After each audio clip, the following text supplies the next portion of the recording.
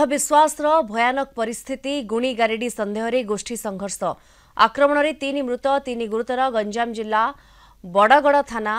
खारीपल्ली गाँव में गोष्ठी संघर्ष गुणी गारेडी संदेह रे बापा और पुओं सहित अन्य जन को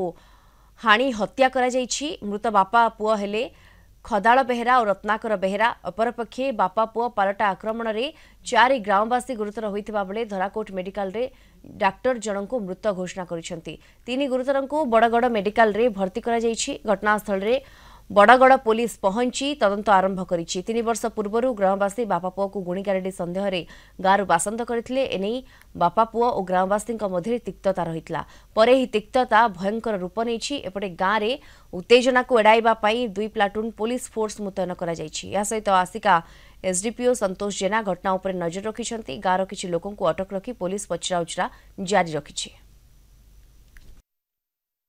आमे बांगणो पानी दे जाइतिले डंबुर बाया बेहरार पुआ डंबुर बेहरा आज्ञा ना धरी गाड़ी कले आम स्वामी कहले तू कौन रे ना धरी गाड़ी कर तोर घर घर गाड़ी गुआल झील पड़ा तू ताकू केस करलु तू क्या देखलु देलु आसरे गाँ बाला मैंने आसरे सब धरिकी आसिक आज्ञा दुर्नाम कर 5टा पिला घर पशिक आम घर दुआर सब भांगिकी सब चिन छत्र कर सामान पत्र सब पकईकि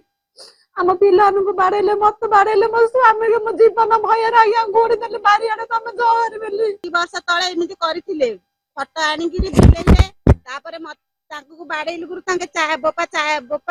पुओ 4 जण से माने बाहरी रहिले आमु नेले विष खुआइले 20टा गोले पियाई बेली 2 लाख टंका पकईले जे ए गुणी कार्य अछि बेली ता गुणी कार्य विषय रे हानि गुणिया कथा तो 3 वर्ष होला से बंद अछि। एमाने जो गाँ छाड़ी पलैथिले गुणिया बाबद 4-6 मास रहिले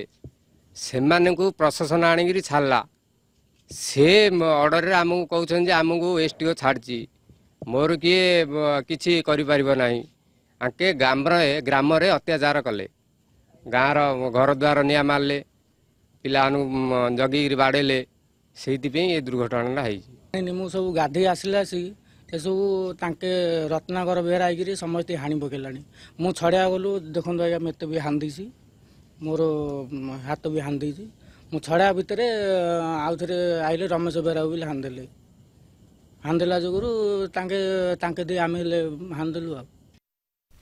अधिक सूचना पाई सीधासलख आम सहित जोड़ी होती सोरडारू आम रिपोर्टर संजीव पट्टनायक जोड़ी होती। संजीव पूरा घटनाक्रम कौन रही?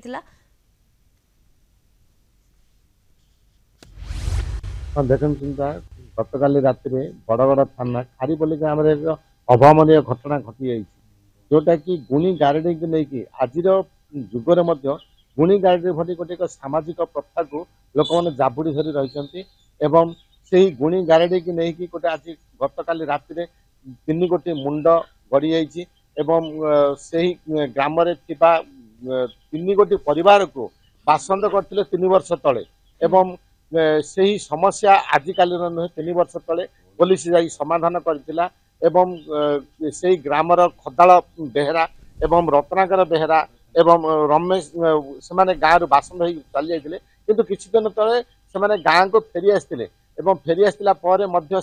मन जो राग जाई नथिला एवं गतकाली संध्या समय 2 गोष्ठी मध्य बचसा होता जहाँफल कि रत्नाकर एवं खदाल को आक्रमण करते ग्रामवासी एवं रत्नाकर आक्रमण रे खदाल बेहेरा गुरुतर होते एवं घटनास्थल ग्रामवासी माने रत्नाकर एवं खदाल को ठेंगा बाड़ी एवं शिलकुआ छेची छेची मारी घर आगे एवं रत्नाकर आक्रमण रे जो गुरुतर होते